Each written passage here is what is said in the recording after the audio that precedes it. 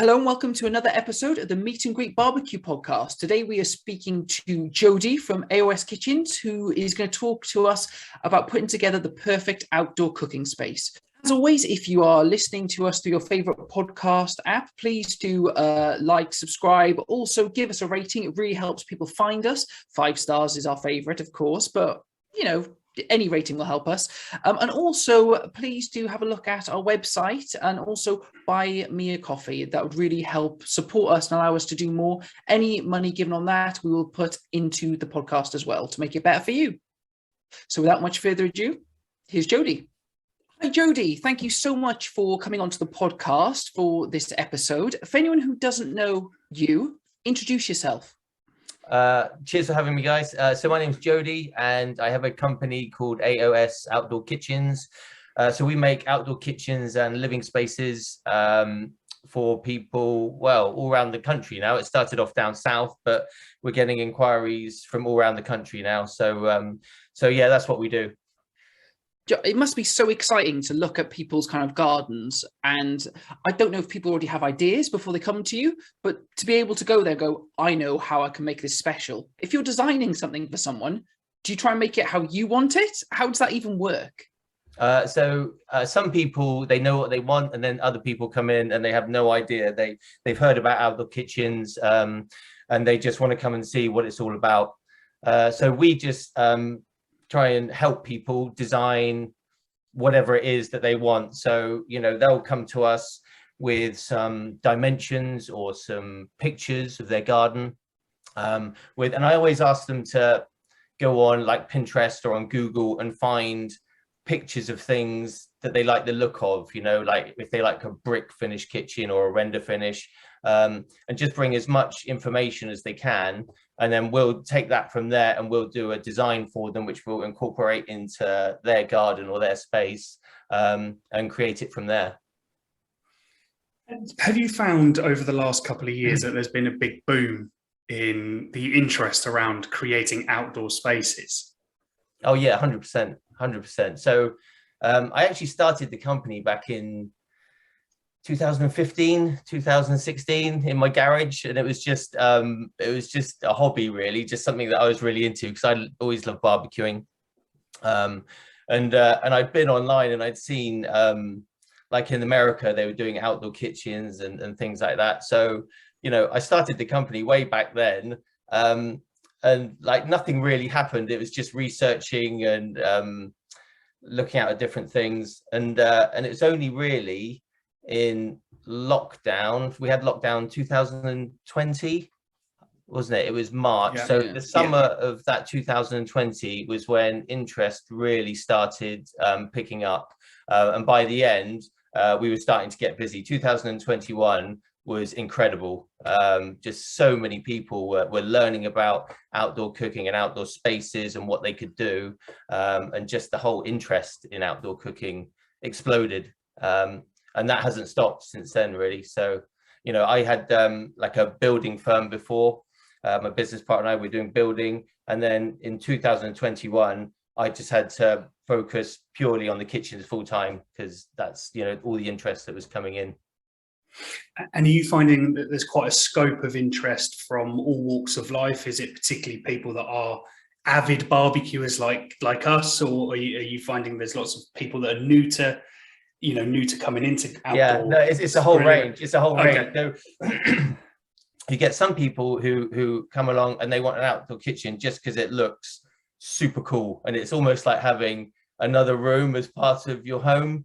You walk out and it just looks like really contemporary and awesome. And then you got other people who are just like super into barbecuing. They love cooking and they want as many different types of ways of cooking that they can. We've had people that have had pizza ovens, grills, barbecues, side burners, Kamados, all in the same kitchen. So yeah, the whole spectrum, really. Yeah, that's pretty much sounds like exactly like I am. I just want to cook, barbecue and grill in as many different ways as possible. Yeah. I mean, I tell you what is interesting is to start with, it was only really like gas grills and pizza ovens that were going into our kitchens, but now it's just Kamado ovens. Like almost everyone is going for the Kamado oven now, just because of the, I don't know, it's almost like the challenge of learning how to do it and the results that you can get out of it. Yeah, lots of those are going into the kitchens now. And is that the same for the wood-fired pizza ovens? Again, 100%, I'm assuming that's popular. just... They've all, the wood-fired's always been popular, and so you can get gas-fired ones as well, like hybrids. But I think last year, of all the ovens that we sold, only 2, I think, of them were gas. All the others were wood-fired.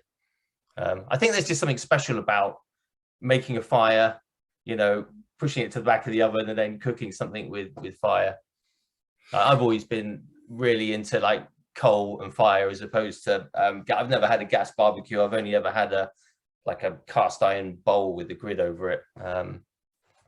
So yeah, no, I've always been into wood and coal.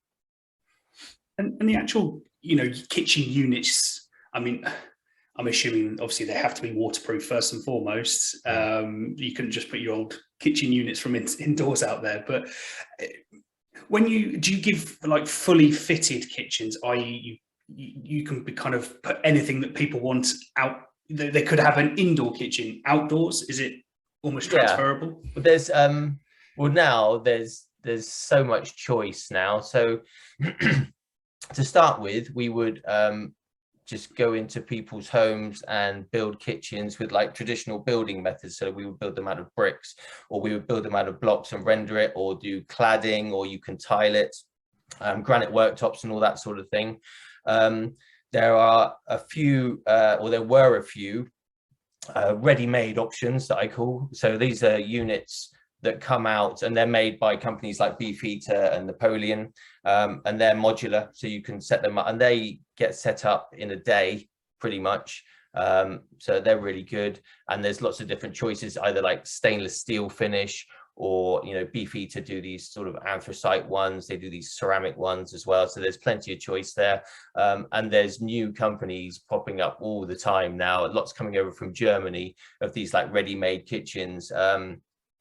So the choice now is huge, depending on what. I'd still say that the majority of people want something built that will match their home. So, you know, if their home's made out of bricks, the majority of the time they'll build something like that. Or if they have a garden room which has got like cedar cladding on it, an anthracite sort of aluminium, or so they might try and match it in with that. I mean, we've created our own range of kitchens as well, because my background is carpentry. So I was a carpenter at a carpentry firm for 22 years or something like that, before becoming a builder. So we, just before Christmas, created a range, which is basically, like you said, like an indoor kitchen outside. So you might have seen in like indoor kitchens now, like the really cool look that everybody likes, are these like sort of seamless lines that run around, you know, with 2 drawers and things like that. So we basically created that in a kitchen that will last outside. And, you know, and because it's everyone is handmade, we can make it to any size, you know, and to fit any single space. You're not governed by, you know, certain size units or anything. John, being bespoke, you must have put so many different kitchens together. What's the strangest request you've had? Is there anything that sticks in mind that you think that was weird or different? Oh, that's a good question. Not really. Nothing's strange. I mean, I like a challenge. Like when people come and say, "Oh, we want to build like something really like wacky or cool or something," I love it, because it's something different and it's a challenge. So recently I've just been designing one. I don't know if you've seen it like online. I think it was on TikTok or something. Someone had built this like shelter, and it was like a garage door that almost lifted up, and when you lift it up, all the barbecue kitchen and everything's inside. So someone had found like a picture of that on Pinterest, and they'd sent it to me and said, "Can you recreate this?" And so I was like, yes, I can. So straight on there, like designing it and everything else. And I was actually talking to them today. So that's looking really, really good. Really good. And what you've obviously mentioned, people like to try and make an extension of their home. So they're obviously matching brick, or they're matching cladding, those sorts of things. But do you also get some crazy requests in terms of, you know, bright, bold colors to go outside and almost make statement pieces outside? Not yet, no. Okay, there's always a first. Yeah, I mean, some of the like the Deli Vita, the ovens that we do, like the wood-fired ovens, so they've got some really funky colors. They've got about 8 or 9 different colors now, and some of those are really cool. I had like an online meeting with another company called Charlie Ovens. I don't know if you've heard of them. Do you know? And they've got some really funky colors as well. So we haven't done anything funky yet, but that's not to say that it won't happen in the future. Absolutely. What would you, so for myself, I've mentioned on the podcast many a time that, and I will get round to it, I do want to build, you know, get an outdoor space sorted and get a shelter as well. What would you say are the top tips for people that are looking, you know, to get an outdoor kitchen, an outdoor space that is suitable for cooking all year round? Well, if you can put a shelter over it, then that's like a winner, because then, you know, if you can get a heater under it and stuff, that you can use it all year round. So I'd say a shelter is really important. Like, so this Christmas, for example, I had the pizza oven here at home. I had the monolith here, and I don't know if you remember at Christmas, but it literally rained for about 2 weeks solid. So I did like the Christmas turkey. We were pizza ovening, but I was basically stood outside in the rain. And in fact, we had an umbrella stuck in like over the monolith like that, just to stop the rain going into the vent cap at the top. So yeah, shelters are really, really good. And it's just to make the most of the space you've got. You don't have to have, you know, like an all singing, all dancing kitchen. You know, you can go down to your local granite shop or, you know, stonemasons, and they'll have a yard, and they will have tons of offcuts and things like that of granite and stuff like that. Go down there and chat to them and pick up a, you know, a meter long, a 2 meter long piece of granite. Get some bricks from somewhere. You know, it doesn't have to be fancy, and just put it together. Even timber frame you can use with a bit of cladding or something. It's very easy to do, and all you really need when you're barbecuing is like your grill, whatever you're going to use, and just work surfaces. Really, that's what you need, is just places to put things when you're cooking. And, you know, so if you take a hot grill off the monolith, you need somewhere to put it. You can't just turn around and stick it on the floor. You need like a work surface or something. So so that's all it is, really. You don't need much to create a nice outdoor space, but shelter's good, and just yeah, worktop space. Those are the 2 main things that you need. I think knowing Owen as I do, the second that you talked about stonemasons or bricks, he went cross-eyed and was like, I can't, what? We always joke in the office, these hands were made for typing. They were not made for, for DIY. Thinking hands, not doing hands. Exactly that. And you mentioned as well about having a bit of a passion for barbecue since you were younger. Walk us through that. How did you originally kind of get into barbecue, and why has it drawn your attention for 20, 30 odd years? I don't know. I've always loved cooking, I guess. And I just enjoy barbecuing. So I guess, I don't know, probably 10, 15 years ago. No, I can't remember. About 10 years ago, I think, I went to Home Base or something, and there was like a Jamie Oliver cast iron bowl. It's about 1 meter in diameter. It's huge, but it's just a bowl with a grill. And I thought, that's great, I'm going to buy it. It was about 70 quid or something, and it's literally lasted me all this time. And so I've never been doing indirect cooking with a lid. Well, I've only ever had a like an open top grill, so just cooking over coals. And then probably about 7 years ago, I bought a Weber Smoky Mountain. I got really into it. I was Googling all these smokers and things. I thought, right, I'm going to get into this. And I bought a Smoky Mountain and started doing pulled pork and briskets and all that sort of thing. And then it just takes up quite a lot of time, doesn't it? You know, smoking things that take 10, 12 hours or whatever. But my cast iron bowl has just been sat outside and has been for years and years. So midweek I just go out there, chuck some coals on there, use the chimney starter. It takes like 10 minutes, doesn't it, for those to get hot. and then just so easy to do, you know, chicken, burgers, sausages, things like that on there midweek. So, but I just get a real kick out of it. And now that I've got the monolith, the Commando, that's just completely re-energized all my enthusiasm into cooking. And now, like with the outdoor kitchen side of things as well, and we've got the, you know, the sort of the showroom set up with our kitchen in our showroom, so I can now cook at work as well. It's like a dream come true. So must be one of the best smelling showrooms in the country. You just walk in and it just smells of barbecue all the well, time. you say that. So so we finished it, the setup, the display, just before Christmas. And I think the next day, as soon as it was set up, I had the Deli Vita pizza oven in there. I thought I'm going to fire it up just to see how it goes, because I've got this huge extractor that I bought above it as well. So I had the extractor on, that was on full blast. I fired up the Deli Vita, and literally it was just like it's billowing out smoke, and the extractor's taking lots of it, but some of it is like escaping around like the sort of the shelter bit, and it's going up into the sort of the underneath the mezzanine. And I'm thinking, but I can't really smell it. I'm at ground level, and so the extractor, and I think I can't really smell anything. So then I walked upstairs, and the whole upstairs is just full of smoke, and I'm thinking, oh no, like, an absolute nightmare. So so I've now got the flu for the pizza oven, and that's fine. The Commando oven's not as bad. It doesn't release half as much smoke, and it all comes out of that little cap at the top. So yeah. So along, definitely. So with the actual, you know, obviously you're supplying the kitchens.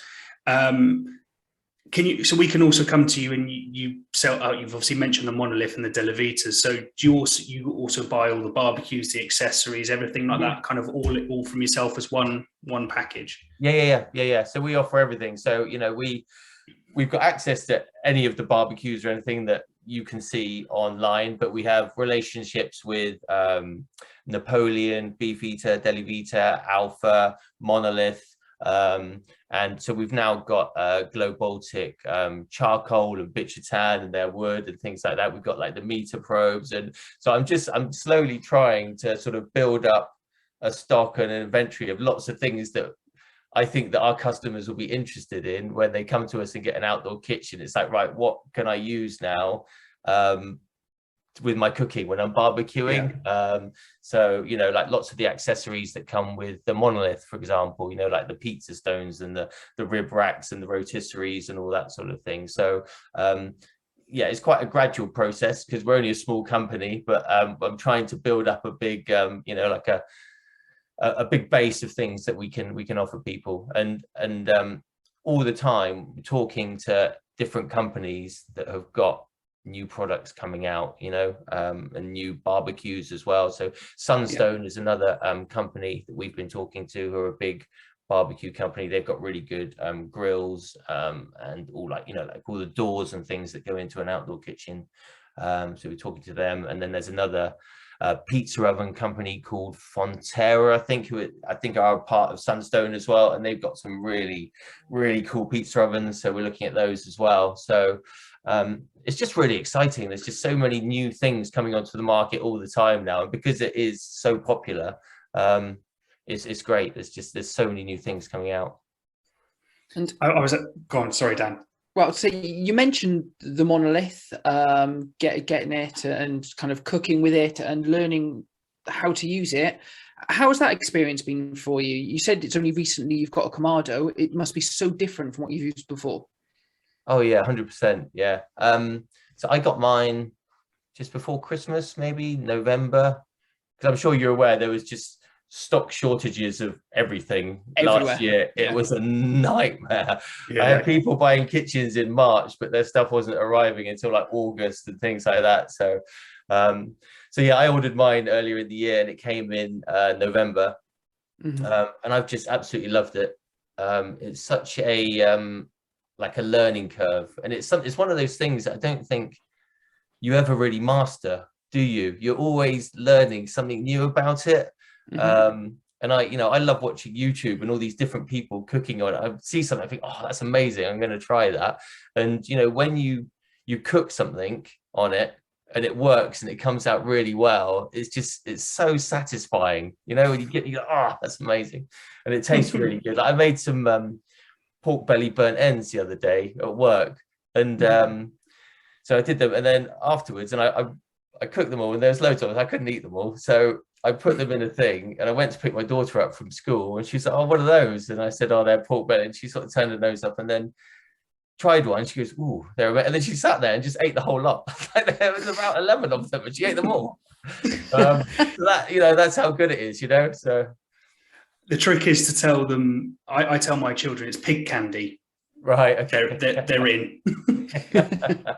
Anything to do with sweets, they love it. Yeah. 100%. So, yeah, it's just, and I just find it really addictive now, you know, trying different things and different techniques and different methods. So I got a rotisserie the other day. So last night, I got the rotisserie out and just did some like chicken on the skewers and just had chicken kebabs.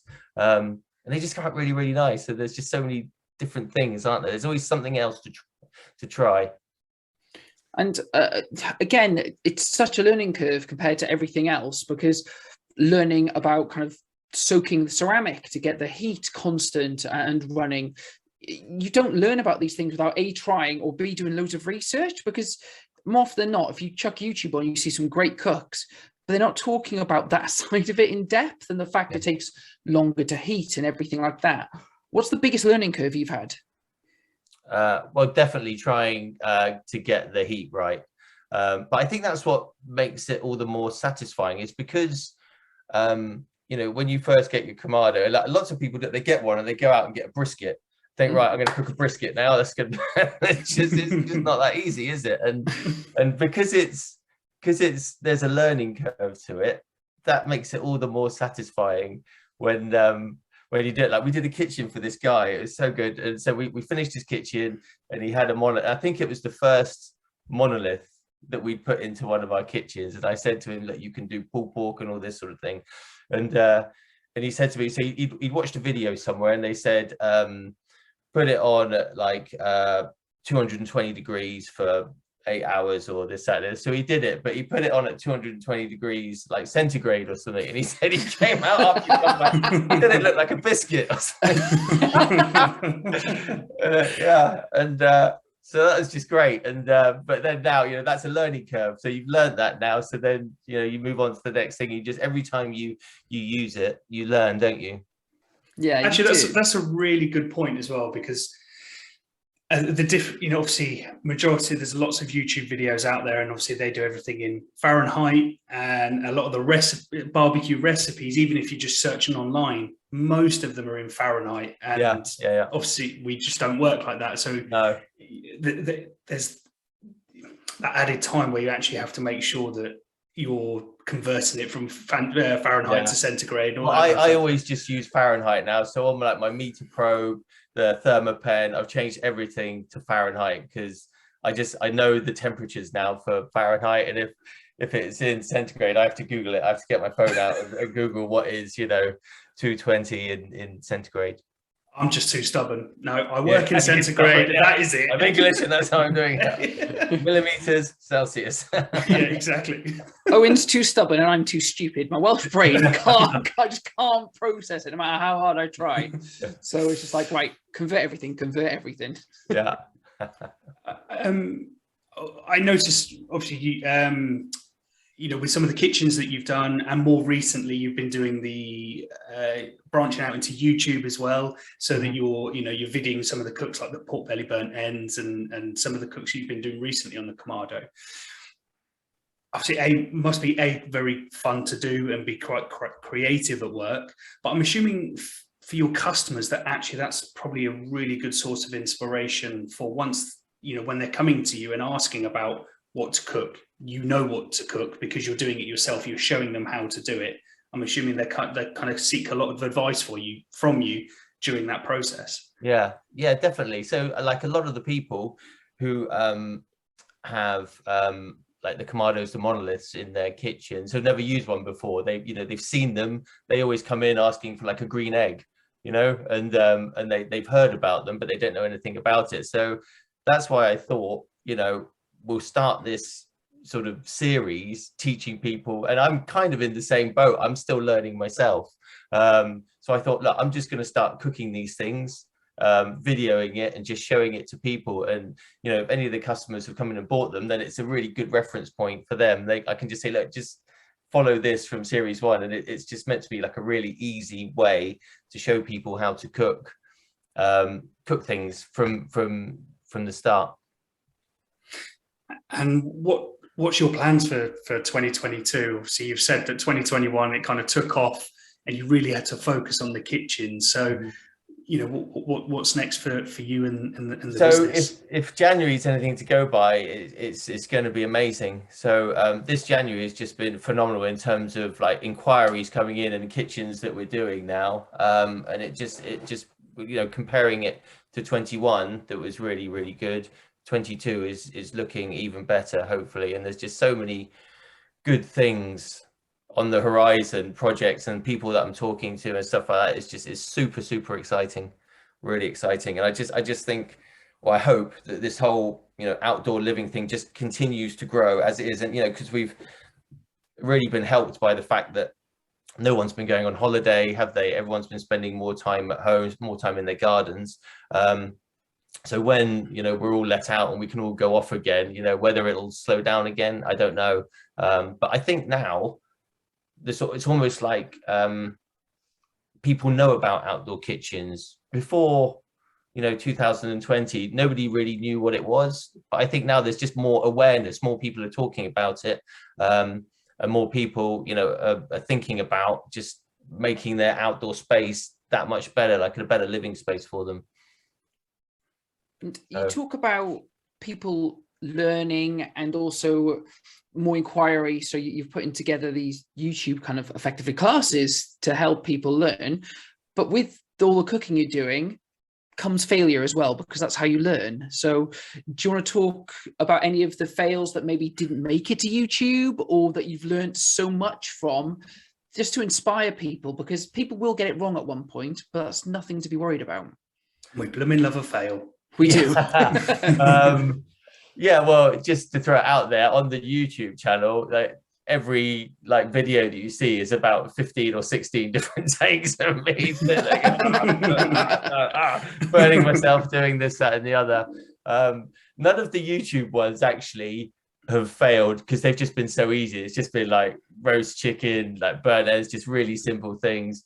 I did years ago, I think I was having a party or something like that, and I thought, and I had my Weber Smoky Mountain, and I thought, I'm gonna do like a pulled pork, because lots of people come around. I'll do a pulled pork, it'd be really easy, it'll feed everyone. And so I got up in the morning and I turned it all on and put the pork in there, and I went to play golf with my mates, and then afterwards we had a few beers, and it just turned into like 4 or 5 beers. And then I got back afterwards, I thought, right, I'll take the pork out, wrap it, ready for everyone. And for some reason, the Smoky Mountain had just gone out. So I just had this raw joint of pork shoulder in there. I was like, oh. And I think my mum just like grabbed it and put it in the oven and cooked it in an hour or something on high temperatures. But yeah, that was a fail. Let everyone down on the food for the party. I actually had a fail last week. Oh, really? I don't know about this. Yeah. Again, I wasn't doing anything super complicated. There was just some nice pork and apple burgers. And I was using the Broad King keg. And I haven't, where I've just recently moved house, I haven't got an outdoor light where most of my barbecues are. And anyway, put the charcoal on, walked away with, you know, firelights, came back 10, 15 minutes later, and I was like, oh, it hasn't really taken.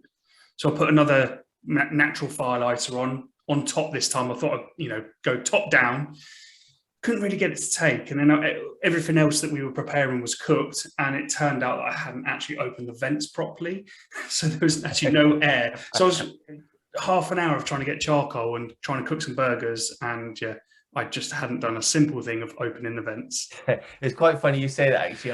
I was doing one at work the other day, and I can't remember which one it was, but I'd slow cooked something, and then I opened the vents right up because I wanted to get it really hot to, you know, do some searing at the end. I think it was a tomahawk or something like that. So I opened the vents up and I thought, right, I'm going to go upstairs, send some more emails. I'll come back down in 10 minutes when it's ready. And so I'm upstairs, and of course you start sending your emails, and then that's it. Time goes out the window. And the next minute, all the alarms are going off downstairs, and I'm down there. And yeah, so we've got like a carbon monoxide and a heat alarm downstairs. And so it's obviously like loads of carbon monoxide coming out, and I'm there with this like flag underneath the sensor trying to blow it all away. So, and yeah, it went on for about 10-15 minutes, this bloody alarm. So nightmare. Yeah, absolutely. Did you get the tomahawk out though? Did that taste good? Yeah, it came out amazing. No, the tomahawk wasn't in there. I was just getting the monolith. Okay. So I could sear it. Yeah, the tomahawk was just resting on the side. So luckily that was all right. Yeah. Do you have many neighbours in where your showroom is? Oh yeah, we're on an industrial estate. We're actually end of the line. We're end of terrace, if you like. So we've got I think they're developers next door to us, but they're okay. I was going to say they're your new favourite friends that they keep just popping into the showroom every time. Yeah. So I've only done 4 cooks so far in the showroom. So yeah, no, I'm thinking about doing some sort of days where we get everybody on like the industrial estate to come and have some food and stuff. So yeah. And you mentioned quite early on when we started talking that obviously it's blown up, and you originally started in the south, but you're now getting nationwide inquiries. So are you looking to now branch out and literally go across the country to yeah, 100%. Yeah, I mean, it's really funny. Monday was it, or Friday? I had a call from a guy in New Zealand. Again, he said he'd seen the YouTube, and, and he wanted the monolith icon, which is like the smallest one. And he said he's retired. Him and his wife, they're building a camper van. They live on North Island, and they're going to go traveling on South Island for 6 months of the year. He'd seen the monolith, he really wanted one, and so he actually rang me up and we chatted through it, and I sent that off to him today, so that's on its way to New Zealand. Wow. Yeah, it's really good. And then actually in the States, the company over in the States that were selling monolith have stopped or something. I'm not quite sure what it is. So we're now getting lots of inquiries from the States as well for monolith accessories and things like that, which is really good. But yeah, in the UK, national. So we've got one coming up in Greenwich. There's one in Bedford coming up, Solihull. So we're down in South. So these are all sort of 2-3 hours away. Had inquiries from Wales, all over the place, Cardiff, yeah. And what would you say your most, apart from the monolith, and you've mentioned that obviously that's now, probably the favourite in terms of the barbecue. It's my favourite. That's probably why I talk about it, is because I've got one and I love it. So, yeah. But I think that's probably a good thing. It shows passion. If you know how to use it, you're enthusiastic about it, and people will probably, more likely to respect your opinion when they know that you're using it yourself. I think that's the important bit, isn't it? Mm-hmm. But what would you say is, you've obviously mentioned you've got some modular kitchens that you can do. You've got your bespoke kitchens as well. Is there one that is just kind of like a bestseller for you? No. I'd say in terms of ready-made kitchens versus traditional built ones, I'd say 3/4 of the ones we do are traditional ones where people want it made out of bricks and things, and then the other quarter are the ready-made ones. It just depends on the person and the space they've got, because a lot of these ready-made ones are like really modern and contemporary, like really sleek. So if you've got like a modern house, fancy house, then it'll work really well, as opposed to like a brick one or something. But if you've got a traditional cottage or something like that, you're not going to want this anthracite gleaming, shiny kitchen. So no, there isn't any particular one that stands out. It's a mixed range. Yeah. So one of the things that we love to do on the podcast is our BBQ Bingo challenge. Okay. So, yeah. I promise we're being kind. There's no really out there ingredients. So burgers and sausages. Yeah, that's it. So what we'd love to do is obviously, if I share my screen, if you, I'll spin the wheel, whatever it lands on. It'd be great if you could cook that. Whether you want to turn that into a YouTube video, that's completely up to you. But, I'll film it. And, it depends what it is. Yeah, absolutely. Well, let me just grab the wheel. Okay, and we will get going. So, can you see the screen? Yes, I can. Yeah. Great stuff. So first and foremost, we probably should ask, is there anything you're allergic to on that list? The only thing I'm allergic to is horses, so hopefully not. I'll have to take that off then. It's frowned on. It's frowned upon somewhere, isn't it? And also my signature dish. So what would you say, if it lands on that, what would you say is your signature dish? What are you known for? I don't think I'm known for anything. My favorite dish, or the one that I think came out the best, was some ribs. I did some pork belly ribs, and I was they just came out so nice. They fell off the bone and they were really, really nice. So that's but I've only done those a couple of times, so I wouldn't say they're my signature dish, but that's the one that came out the best for me.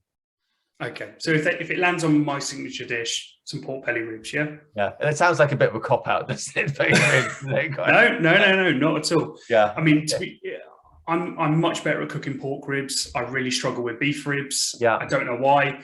I'd like to think I'm pretty good at doing brisket, but I just can't seem to get beef ribs. So ribs are not always that easy to do. Yeah. Well, I've actually got some ribs in the fridge downstairs. I was going to do them for the next YouTube video, so if that does come out, then that's a winner. Yeah, it's almost, that would be a lovely coincidence, right? Right, let's give it a spin.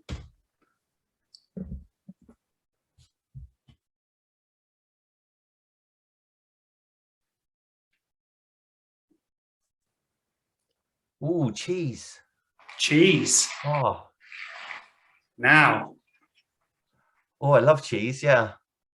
I was going to say, how are you feeling about cheese? Yeah. So what are you thinking? What should I think I'm thinking about, should I smoke some cheese or something? Is that, or is it something with cheese? Well, I'd like to just say, and I was going to say it earlier, but right at the beginning when we kicked off, just because I'm so pleased with how it turned out.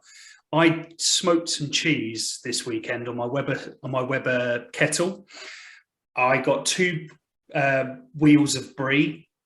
I soaked a cedar plank and then smoked them for about 10-15 minutes, and then made a cherry jam and poured cherry jam on top with some toasted almonds, and then just sliced some sourdough, and then basically just dip the sourdough into the hot smoky brie. It was probably one of my favorite dishes I've cooked on the barbecue for the best part of a year. I'm super excited about it. Oh, that sounds amazing. That does sound good.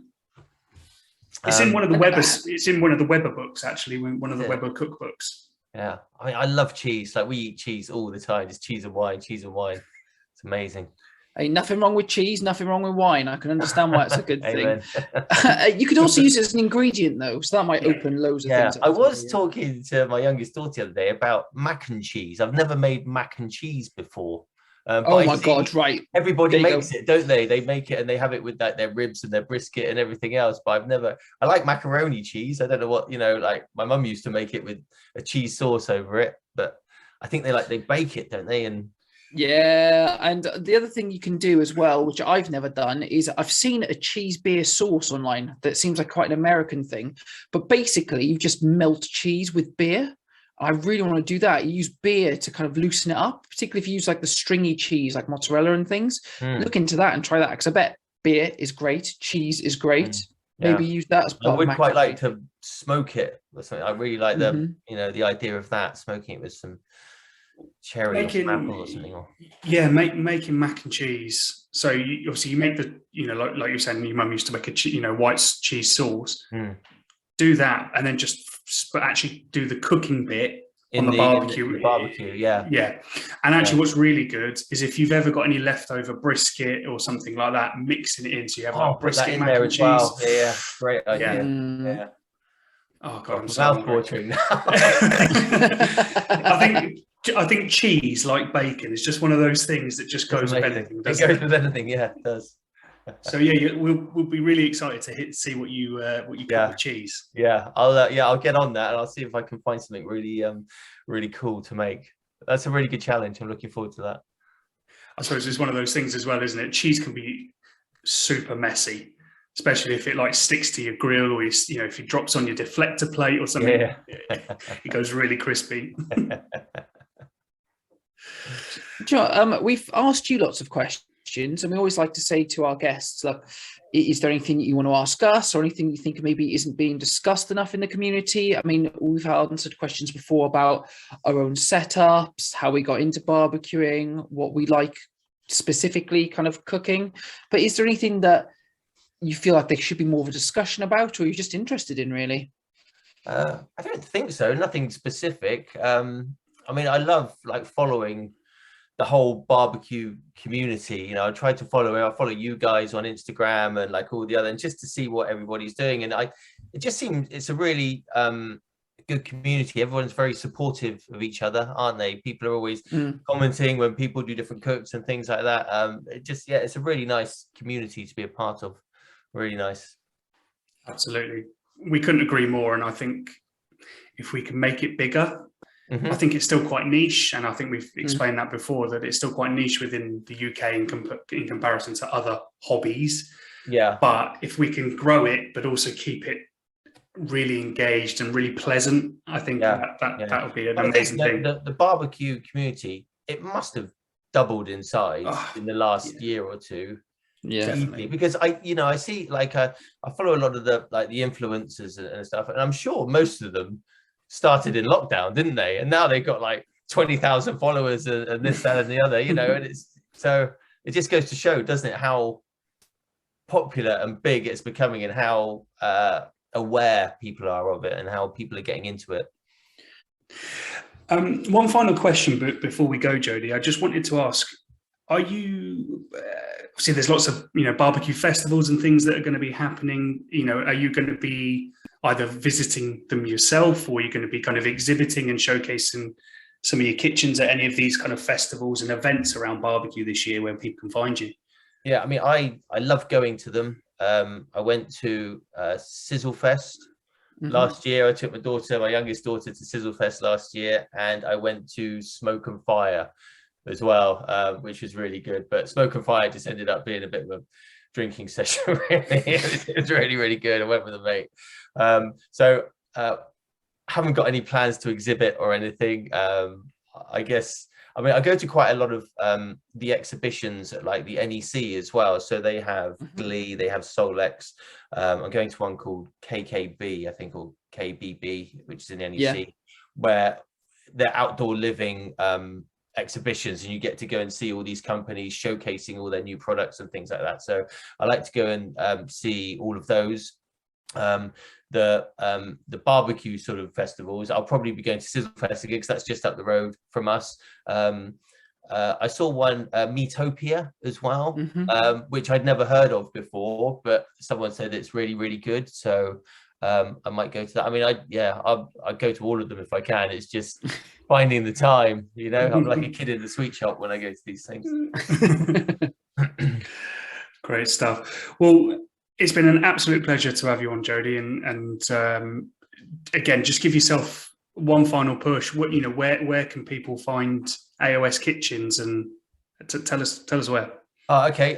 So, well, the easiest way to find us is just online. So www.aoskitchens.co.uk.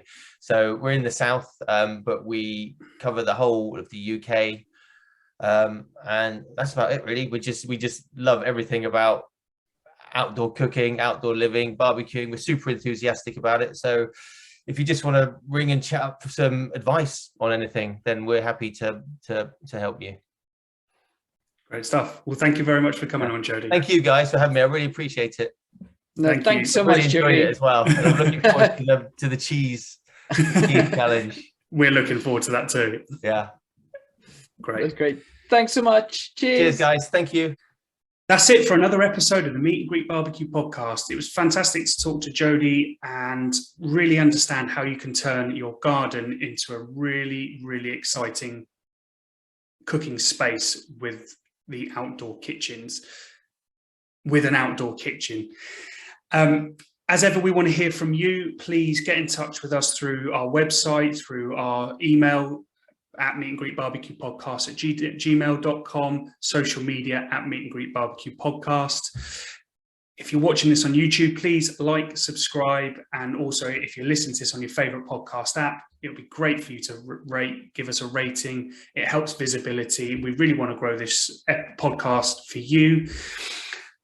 If you'd like to donate and help us grow the podcast, go onto our website and you'll see the coffee cup in the left-hand corner. We would love it if you can donate to the podcast, and we'll put any money that we receive back into better equipment, making it bigger, more visible. Also, check out our Facebook group at Meet and Greet Barbecue Podcast, where you can get involved yourselves, posting about your cooks, any of your questions, and really, really want to build a community around barbecue. So that's the Meet and Greet Barbecue Podcast Facebook community. And until next week, keep on grilling.